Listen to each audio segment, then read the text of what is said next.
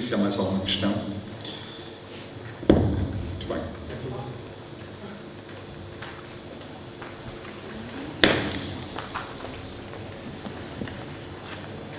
Boa noite, Pedro. Deixa-me dizer que é com grande prazer que eu estou aqui a ouvir-te. Um dos melhores concertos que eu vi até hoje foi um concerto teu em 2001 no Festival do Nascimento de São Jacinto. Em São Jacinto, no Festival do Nascimento de São Jacinto. Tens uma energia em palco espetacular e é raro ver-se isso. Digo também que há cerca de 20 anos mais ou menos que ouço a tua música. Na escola, às vezes aos rapazes todos óculos e sabores, porque nós tentávamos ter sorte com a rapariga e eles queriam era o Pedro Brunhosa. E nós dizemos, opá, ele nem tira os óculos nem nada, o que é que tu vês no óbvio? Mas pronto, não orientava aquelas que queriam o Pedro Brunhosa. Mas é assim, a questão que eu gostava de colocar não está bem dentro da ótica do trabalho do jovem, mas mais na ótica dos comportamentos do jovem. E principalmente no teu campo, a música. A música é algo que mexeu gerações, moldou gerações. 50, 60 Led Zeppelin, 70 Rolling Stones também, Queen, 80 Queen também, 90 por aí fora. E vocês e os vossos pais e avós foram crescendo a ouvir a música. No entanto, hoje em dia, há uma matéria que eu gosto de ouvir falar, e no outro dia fui ouvir o Adolfo Luxúria Canibal e o Miguel Guedes, acho que é Guedes, do Blind Zero, não tenho certeza se é Guedes. Ouvi sobre uma matéria que eu gosto muito, que é a pirataria. Porquê? Porque, como eu disse, um jovem ouvir a música molda-se, ouve as letras, identifica-se com aqueles ideais.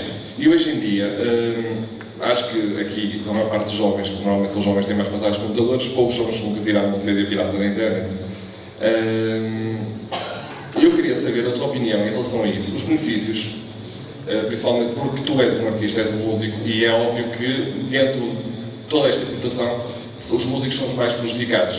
Há músicos que são a favor, ou que não veem grandes objeções, como por exemplo o Radiohead, que até puseram um CD há pouco tempo disponível na internet, e há outros, como os Metallica, que dizem cobras e lagartos. Eu gostava de saber se tu achas que é benéfico, no ponto da juventude, ter esta maior proximidade, este contacto com a música, que apesar de tudo os downloads da internet permitem, e se o balanço entre o positivo e o negativo é, digamos assim, mais favorável aos jovens, ou se achas que definitivamente não deveria ser utilizado esse método? Mais alguma questão?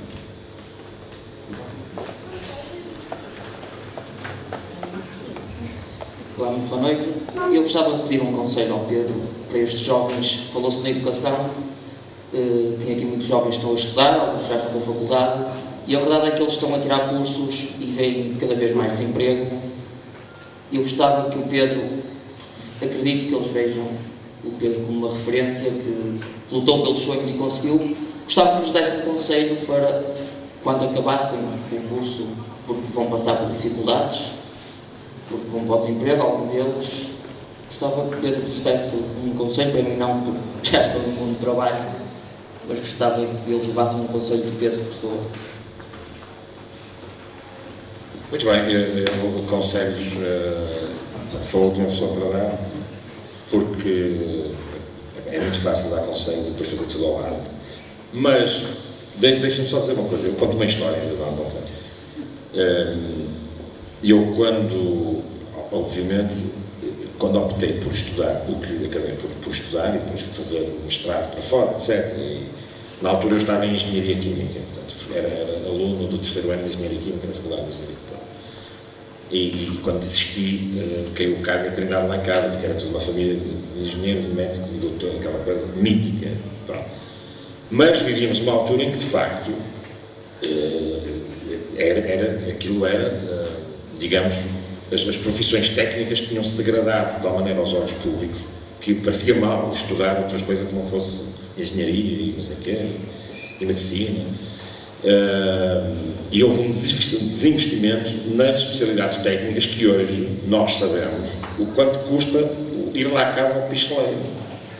Nós sabemos, só nós sabemos para já o que custa ir lá à casa. O que custa no sentido de a fuga de água continua. Mas vou amanhã, nunca vai.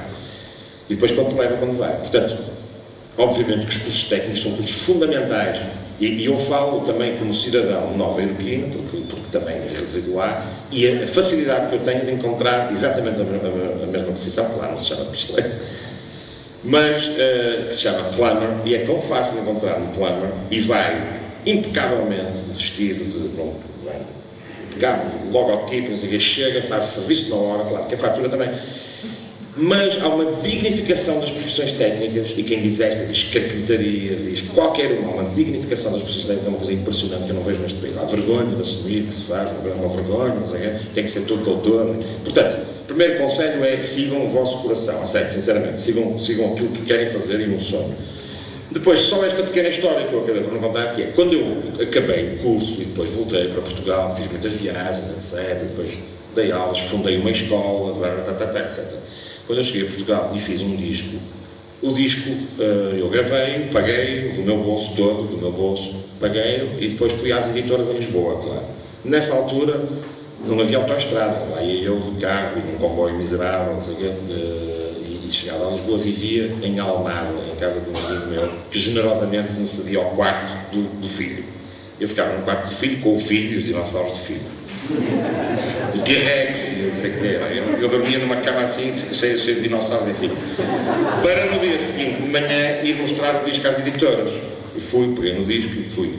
Durante este processo demorou 4 anos. 4 anos. Com um disco pronto, eu fui mostrar à Valentim de Carvalho. O sujeito da Valentim de Carvalho nem sequer me recebeu. Recebeu o disco lá, nunca ouvi. Muito bem, deixa ficar. Pronto, lá ficou. Eu podia dizer o nome dele hoje, porque eu não sou conhecido. Mas não vou dizer por decência. Passado uns meses, lá vou eu, na altura, à Sony. Mostro o disco à Sony, recebeu-me em pé, o sujeito da Sony. Em pé, como está? Sou muito bem. Pronto, nunca mais ouvi falar. Passado 7 meses, reunião, finalmente, com na altura era já o nome BMG. Vou à BMG, outra editora enorme, cheia de grupo, vou à BMG, zero. Nunca mais disseram nada. Depois vou à Poligrama, a famosa Poligrama. Tenho uma reunião e pela primeira vez há assim uma luz. Aliás, aconteceu uma história curiosa. Fiquei em casa desse meu amigo. O filho não estava a dormir com os dinossauros. Acontece que ele era jornalista e foi cobrir a guerra da Argélia.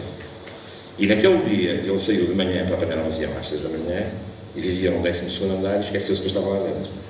Então fiquei fechado, com uma reunião agendada, fiquei fechado dentro de casa, só os bombeiros é que me conseguiram tirar. Mas acabei por ir à reunião. Resumindo e concluindo. Eu persisti durante 4 anos. Na última das reuniões, o sujeito ouviu aquilo e disse: temos aqui potencial, pode ser que isto venha a dar alguma coisa. E esse disco, essa pequena bolacha, continha Tudo que eu te dou, Não posso mais, Socorro, É preciso ter calma, Viagens, Lua, etc. Eram 10 músicas, 8 foram sucessos. Vendeu até hoje mais de 2 milhões de exemplares em Portugal. Fora do país vendeu 12 milhões de exemplares. Portanto, um disco que foi negado por toda a gente, foi o disco mais vendido até hoje, de sempre, em Portugal. E, portanto, esta persistência, toda a gente disse que não, mas eu acreditava. Toda a gente dizia que não. Os entendidos diziam que não. Os sujeitos que eram pagos milionariamente para estarem à frente das editoras disseram que não, disseram que aquilo não valia nada, mas eu acreditava que aquelas músicas que eu não posso mais, acreditava, isto tem um som que eu acho que eu acredito nisto, eu acreditei em mim. Mais nada, muito pouca gente acreditava em mim, claro que os meus amigos diziam, vai. Pronto. Os meus pais acreditaram em mim, que são sempre as pessoas que acreditam em nós. E é isto, não tenho conselhos a dar, mas é partilhar esta história, quer dizer, nunca desistam, porque toda a gente fará tudo para que vocês desistam, até o colega do lado. Eu conheço histórias de faculdade que nem sequer vou contar, não é? Pessoas que trocam os testes, não sei o quê, para o outro falhar. Não desistam, vão em frente, atirem-se. E a questão, e acreditem em vocês, a questão que me levantas, que é uma questão muito pertinente, eu não vou amassar a assistência lá com mais coisas, mas a questão da internet, a questão que me foi colocada é as músicas agora são descarregadas pela internet gratuitamente. Claro que tem um pau de 2 bicos. Em primeiro lugar, a invenção da internet não pode ser encarada como um mal, não é um mal, porque é como dizer que o lápis, imaginemos